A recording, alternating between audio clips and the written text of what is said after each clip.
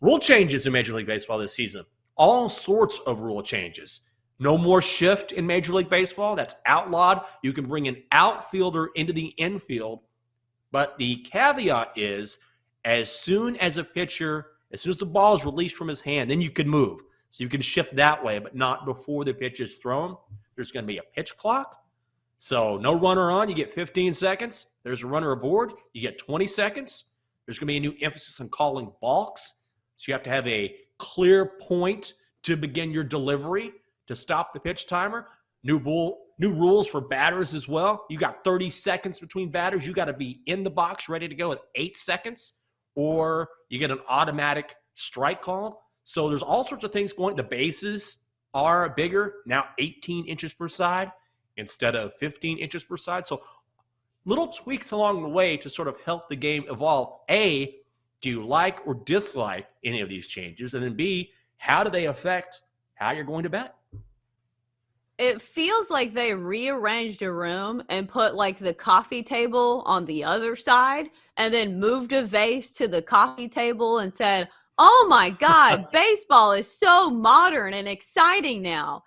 No, like none of these rule changes are much to me. Like, yeah, the bases are bigger, which should be good for player safety because we see a lot of collisions on the base pass. So maybe this will cut down on that. But I don't know. Doesn't mean a whole lot to me. I think from a betting perspective, the only one that makes any difference to me is the quote unquote ghost runner rule in extra innings, because this is an absolute killer when you're on and under and a game goes to extra innings and you're like, oh my God, they're starting with a runner on second?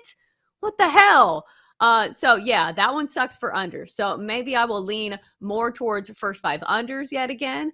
And also, what are they doing calling it a ghost runner? Like, it's an actual person. Ghost runner is like in kickball when you're at the playground and you don't have enough people. So you're like, ghost runner on second. And so it's an imaginary person that doesn't exist that's on second base. Why are they calling it ghost runner?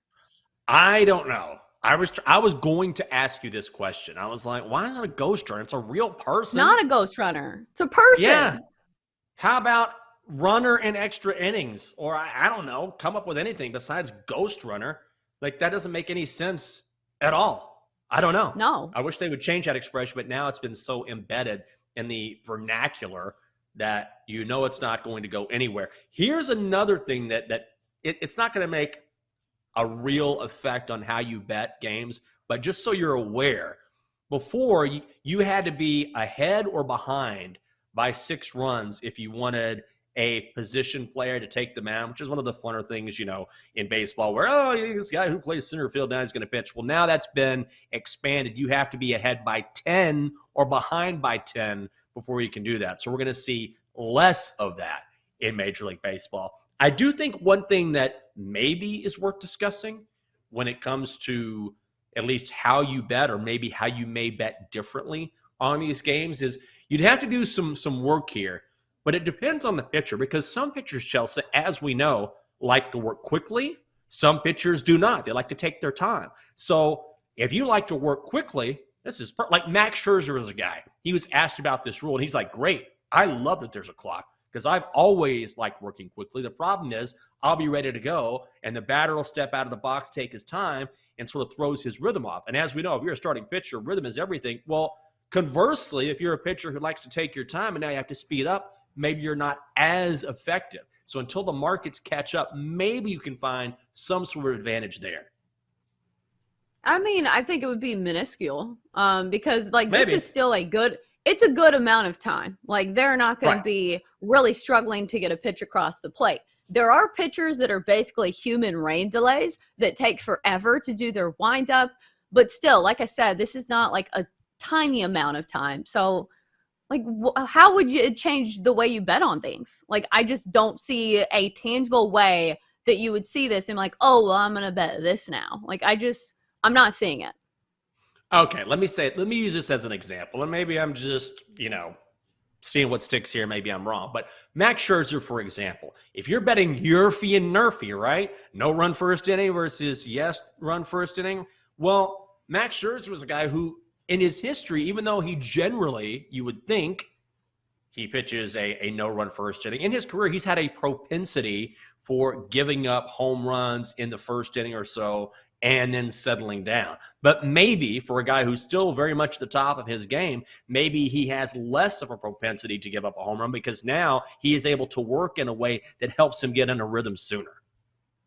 But it's not like they had some time that they had to hit. Like, he can throw as quick as he wants to. Like, that has not changed. So, like, he is working on his time standards from the get-go. So, like, nothing's changing for him. It's literally only changing for those pitchers that take forever.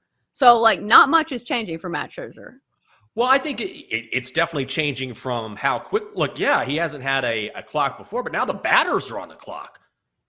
So if you're a batter, you can't just say, all right, I'm gonna step in and then Max is getting ready. Let me slow him down, throw him off. I'll take a step out. You can't do that any longer. You got 30 seconds between one batter to the next, and if you're not in the box ready to go with 8 seconds, all of a sudden you get an automatic strike called against you. So I do think there is a little bit of effect when it maybe not the pitch clock, but for the batters who can't just automatically take a timeout and try and throw a pitcher off, I think that will have some sort of effect.